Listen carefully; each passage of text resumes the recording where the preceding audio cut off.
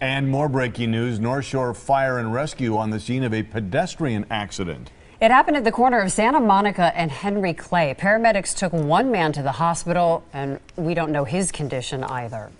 Right now at 6, another person has come forward saying his dad was slapped with a huge bill for making a call for help that turned out to be a false alarm.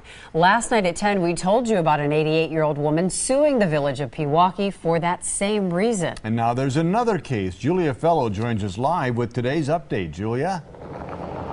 Mike and Courtney, it's a little known ordinance in this small village that puts the bill on you if an emergency, a fire or EMS emergency, becomes a false alarm. I spoke to that man today about his father's case, and he says they don't plan to pay this bill.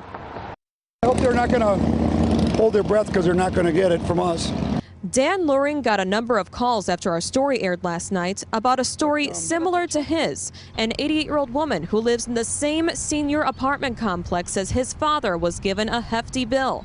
According to her lawsuit, her carbon monoxide alarm attached to her life alert system went off. The company suggested she call the fire department just to be safe. Her attorney filled us in on what happened next. When you're 88 years old, you usually follow instructions. That's how you get to be 88. And the fire department shows up. Still, all the trucks and everything. She got the bill in the mail days later for $7,676, the cost of sending all that equipment. Loring says the next month his father's smoke detector went off. He says he called dispatch for him. There's no fire. I got all the windows open, the doors open. There's no fire. There's no smoke. Could you send somebody over here just to shut it off?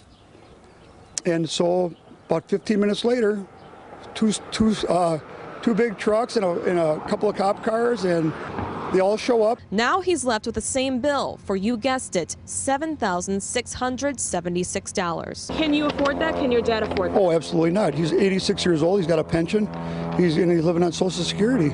And I sat down with the village administrator today off camera. He says he cannot go on camera and comment pending litigation of that first case that we brought to you last night. He did say that the village board is planning on talking about their contract with the city of Pewaukee that provides the fire and EMS service in the village to determine if the contract negotiations, if they can bring these prices down a bit. Reporting live in the village of Pewaukee, Julia Fellow, today's TMJ4. So we definitely have two cases now. The one you told us about last night, the one we have today. You have to wonder if there might be more cases out there where people have been billed. I mean, $7,600 is a lot of money, Julia.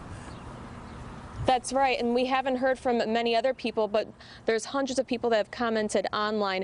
And also this person that we just talked to said that he's willing to pay a few $100s, but $7,000 is a bit too much. Yeah, that is a lot of money. If you've got another similar case, give us a call because we'd love to check that one out. Julia Fellow joining us live from the Village of Pewaukee.